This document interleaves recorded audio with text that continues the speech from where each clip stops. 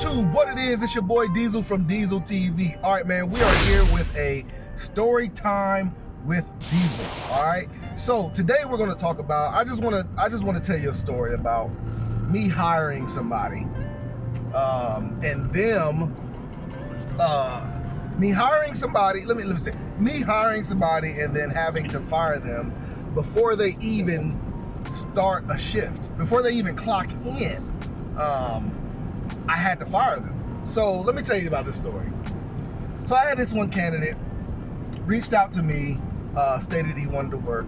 He had been working for a company police department, was unable to get into, municipal policing, which we call, city or state police, city policing. He had applied at a few places. He wasn't getting anywhere with it, and he reached out to me, asked me if I would give him a chance. Told me, yeah, let's go ahead and do the background, see what's going on with him, and go from there. All right. So during the background, everything was going on with the background. I saw a few issues that I had to talk to him about. One of the issues was that he was just hell bent on everybody knowing he was the police. So he had a few encounters with some police departments where he was charged with impersonating a police officer because the department didn't realize that he was actually a company police officer, which equates as the same thing. Company police here is the same. So in North Carolina, they have what they call special police. Special police is basically company police. And company police, they have to go through the same training that regular, municipal police officers have to go through. They have to do the same certifications, same yearly training and all that stuff. So his encounter, they didn't realize he was actually certified as a police officer and he worked for a company police department. So they charged him with impersonating. All that stuff got dismissed and all that. Charges got dropped. And there were a few other instances where he ran his mouth about being a police officer and it got him in trouble because there was no reason for him to do it. So I just had a little small concern about him always wanting people to know that he was the police. So I sat him down and I said, hey man, you got to get out of this letting people know that you're the police when you're off, because sometimes that's just not needed. You know what I'm saying? Unless somebody's life is threatened or somebody's doing something or there are other police officers around and you're in plain clothes and they don't know you're the police, there's just not a reason why any police officer should just be letting everybody know that he's the police. Well, then we went on and he made it through his background. I brought him in to qualify with a weapon. And when he showed up for qualification, he just had full police gear on. And I was like, bro, you're not working a shift. Why you have all this stuff on? He didn't know what our rules were with shooting and all that stuff. And I told him, he just came up with a story. He had a story for everything. He just came up with a story. So that threw up a red flag. So time went on and I wanted to introduce him to some of the town board members and all that stuff. So I had him come up for a board meeting. And he came up for the board meeting and we was going in I was walking into the board meeting to introduce him, and I noticed he had his gun and his badge on, and that was like the third red flag for me. That threw up another red flag, and I was like, man, I'm really concerned about this guy because he has to carry his gun and his badge everywhere, knowing that he's coming to another department wearing another police badge and gun. And it was like nobody actually noticed it except for me and another one of my officers. He noticed it, and it was just like one of those things. There's no reason for you to wear that, bro. So by the time I introduced him, I had already given him a start date and a conditional offer. Well, the board meeting was that Monday, and he was supposed to start that Thursday. So we had the board meeting. Wednesday came. And I was talking to one of the other guys, a good buddy of mine that I have working for me. And I told him, man, I am real concerned about this guy. We need to keep a watch out for this guy because, I really have a concern that, he's not going to be able to keep quiet or keep to himself at times when he needs to, that he's the police. And what I mean by that is Once it's time to go home and you're on the highway and you're going home, there's no reason to pull a car over. And a lot of officers have a problem with that because they feel like nobody should be committing any crimes in front of them if they're in a police car. Well, that just should not be happening. That's one thing that just should not be happening. So I was telling my friend, like, this might be a concern. We need to watch him. Y'all need to, really keep a close eye on him. I am really concerned about giving him a take-home car because he stayed out of the county, so he would be driving the car out of the county.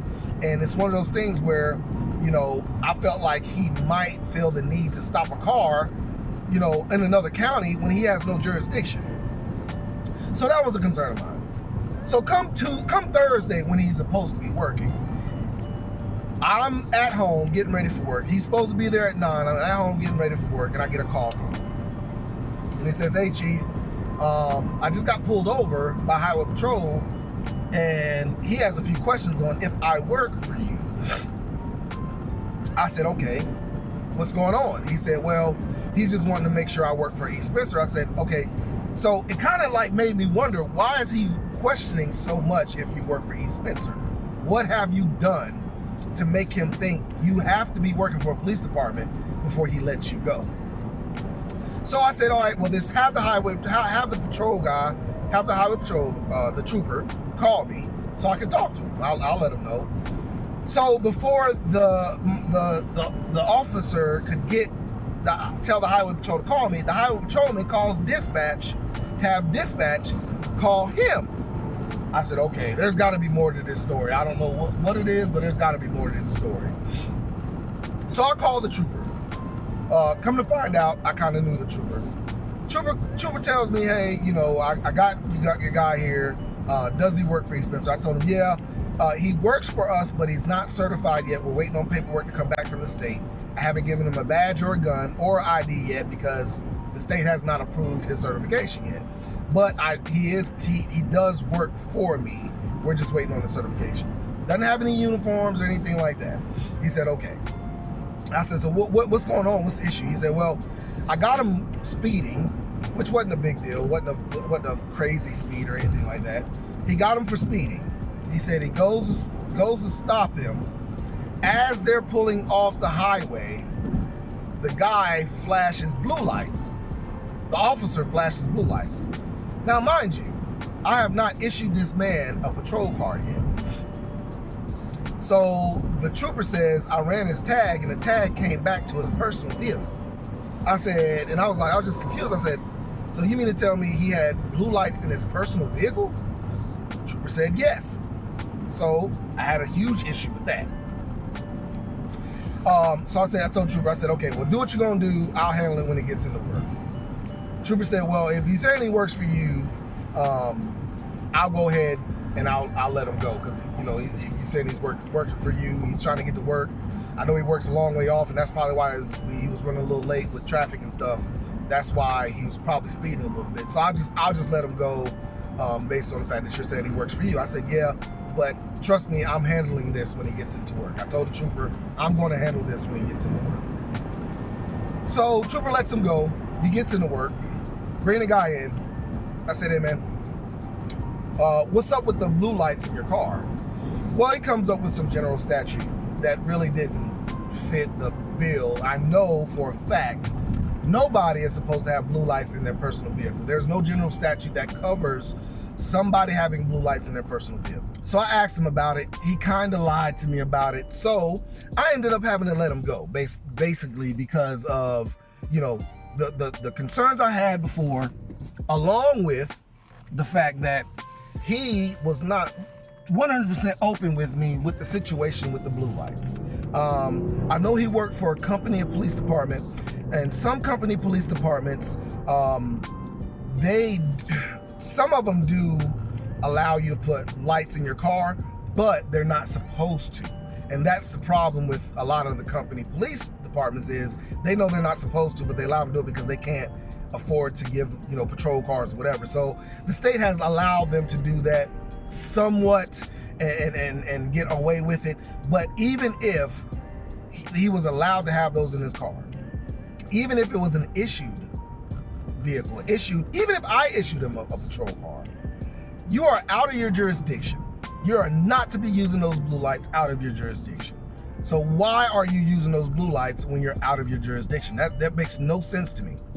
So so I did let him go for it. I felt like at the time he was I felt like it wasn't at the time. I felt like he was a liability altogether because of the fact of how he was acting outside of his jurisdiction, how his past history with his problems with letting people know he was the police and all that stuff, man. So I just let him go based on all of that stuff, and it was one of those things where it's like, you know, I really feel like I dodged a liability when it comes down to it, man. So that's the story on the guy that I hired, and it's been a rocky situation with hiring because I've had a lot of people apply, but I don't think they fit that they're up to the standard that I am trying to keep with this police department, and that's why I haven't been able to hire and get fully staffed so far, because my standards are at a level to where a lot of places aren't going to take them, and we're not going to take them either just because we're shorthanded. So that's where we're at now, man. So that's the story when it comes to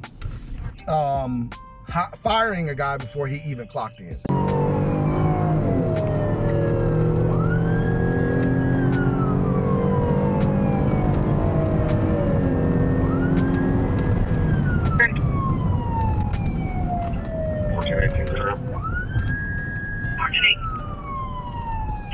Black girl, black hoodie, pants, striped t-shirt. Black male, black hoodie, t-shirt.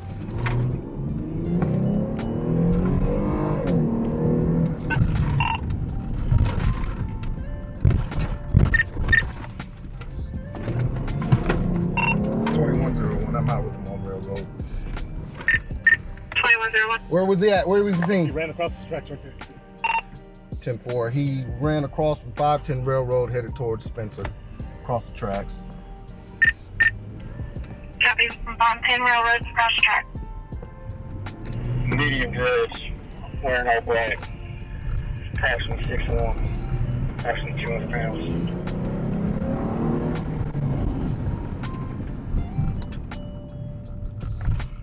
Roman, I got two at gunpoint right now if I can get another unit. Copy 2110 at gunpoint. Confirming you're at Pine Tree in Northwall. 10-4. 21011. Show me en route to Spencer, that area on the other side of the tracks in Spencer.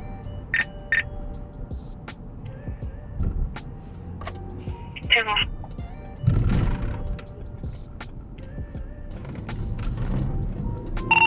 2101 1420. Yes, sir. TAC 2.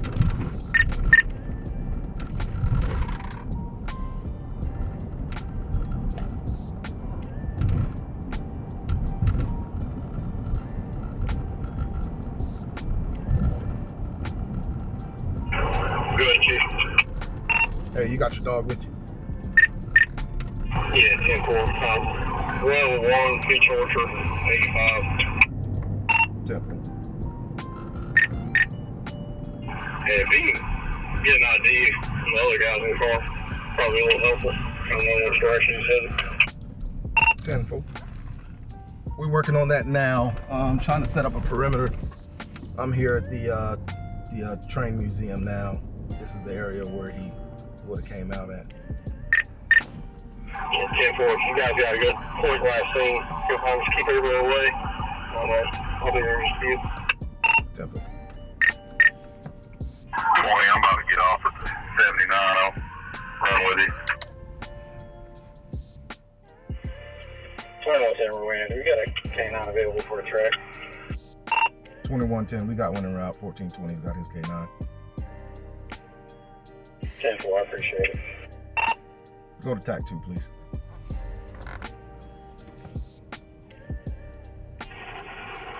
11 Jugglemyballz, emergency response.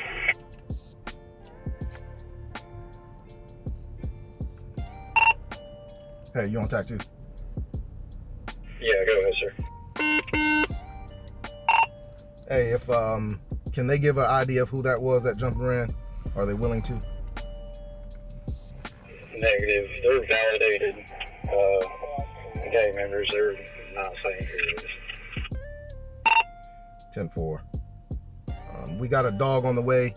2112 needs to show him where he was last seen for the dog. So let's keep that area clear so the dog can track. 10-4, we're staying clear. We also got a rider that you dropped out of the car for a good cent too if you need it. Contaminating the area. 10-4.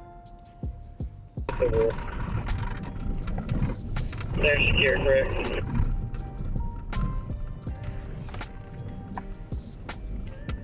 The 2 units down with the vehicle are secure.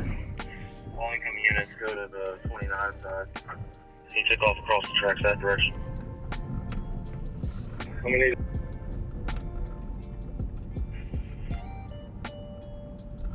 I just saw a black male at the train museum, match the description. 10-17. How many years you got with it? None at the moment. 21010. Fine, I'm heading that way. Use 1030. They're all validated because the cost of Rowan, are you monitoring? Yeah, Lord, we are. Ma'am, if you haven't done so, can you call the museum, make them aware, please? Yes, sir. Oh, yeah, it's just 1014. We'll hang tight on the canine until we verify that. We're gonna have a hard time getting to him without him darting back. Can we bring the dog over?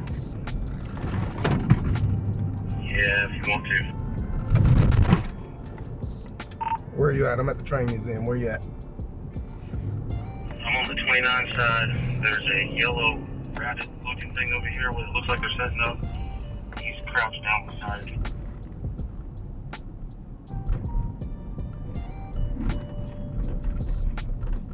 Hey James, where you at?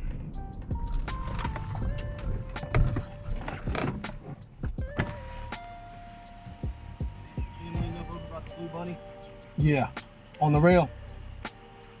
Just in front of the new PD in Spencer, across from the big building.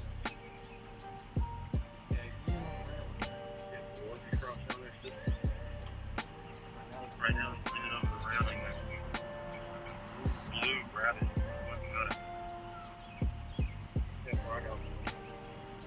There's a bunch of kids over there too.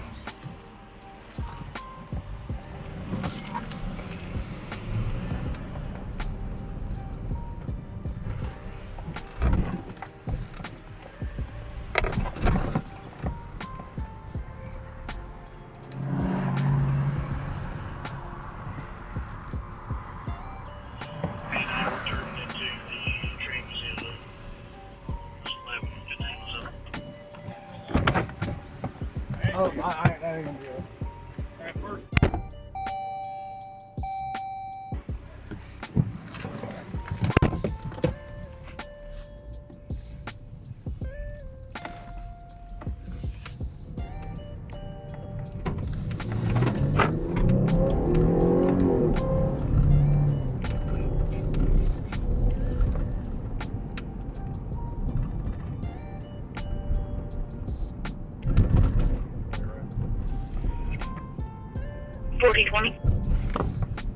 Hey, I'm gonna be en route back to the original location of the stop, so trying to canine track. 10-4, long and Pine Tree. Yeah, 10-4. All right, we just had a jump and run. Passenger of a vehicle ran from a traffic stop. So that's what I assisted them on, was that jump and run. Unable to find the guy that jumped and ran. The dog that we were going to use, when he brought the dog out of the vehicle, for some reason it had a cut on its chest, so he had to take it to the emergency room. It was bleeding pretty bad, so he had to take it to the emergency room. So couldn't get a dog out here, so we just we canceled the actual dog, because we couldn't get another one, and just gonna write him a citation for the stop. That'll be it, man. On to the next one. Hope you guys enjoyed it. Make sure you hit that like button. Make sure you subscribe. Also, you guys tune into my Po show on Sundays at 4 p.m. And y'all know what it is, man. I'm out.